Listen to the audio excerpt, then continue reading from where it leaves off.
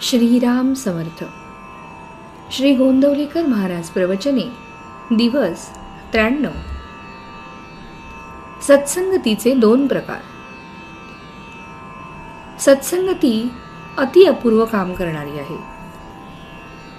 संतांची संगत 2 प्रकारे होऊ शकते. एक संतांच्या देहाची, दुसरी संतांनी सांगितलेले साधन करीत राहण्याची. यापैकी पहिली म्हणजे संतांच्या देहाची संगती लाभणे फार कठीण आणि दुर्मिळ. कारण संत जरी खरा असला तरी त्याला ओळखणे कठीण असते आणि पुष्कळदा त्याच्या बाह्य वागणुकीवरून मनात विकल्प येण्याचा संभव असतो. आणि एखाद्या भोंदूशीच गाठ पडली तर त्याच्या संगतीपासून नुकसान हे ठरलेलेच. म्हणून पहिला म्हणजे संतांच्या देहाच्या संगतीचा मार्ग हा पुष्कळदा धोक्याचा ठरण्याचा संभव असतो. दुसऱ्या मार्गाने जाण्यात म्हणजे त्याने सांगितलेले साधन करण्यात बिलकुल धोका नसतो. कारण खरा संत काय आणि भोंदू साधू काय, कोणीही झाला तरी तो दुसऱ्याला सांगताना खरे आणि बरोबर असेल तेच सांगेल. तो भोंदू असला तरी आपला भोंदूपणा लपवण्याकरता जे बरोबर असेल तेच सांगणे त्याला जरूर असते. साधकाने शुद्ध भावनेने ते साधन केले की सत्संगतीचा फायदा मिळून त्याचे काम होते. खऱ्या संतांच्या देहाच्या संगतीचा लाभ जर दैववशात प्राप्त झाला तर मात्र काम बेमालूम होते.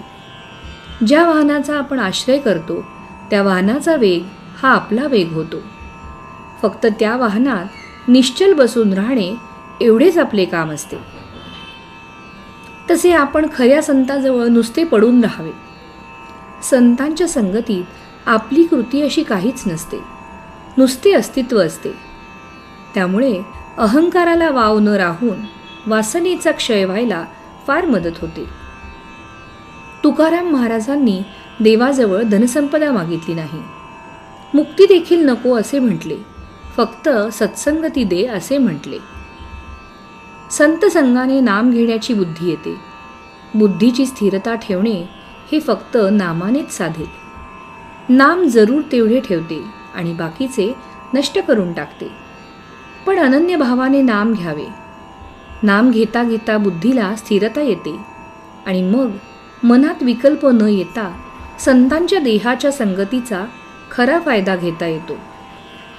सत्संगतीत कष्टाशिवाय ईश्वर प्राप्ती होते. संत संगतीत साधने आपोआप होत असतात. त्यांच्या पूजनाबरोबर पूजन, भजनाबरोबर भजन, श्रवणाबरोबर श्रवण, स्मरणाबरोबर स्मरण आपोआप होते. सत्संगतीत स्वतःची विस्मृती होते आणि नामस्मरण घडते. म्हणून प्रयत्नाने संतसंगती करावी. तिथे प्रारब्ध आणू नये. सत्संगतीत राहून नाम घेतले तर देहबुद्धीच्या कोंडीतून बाहेर पडता येते. तात्पर्य: संतांना जे आवडते ते आपल्याला आवडणे म्हणजे त्यांचा समागम करणे होय. श्रीराम समर्थ.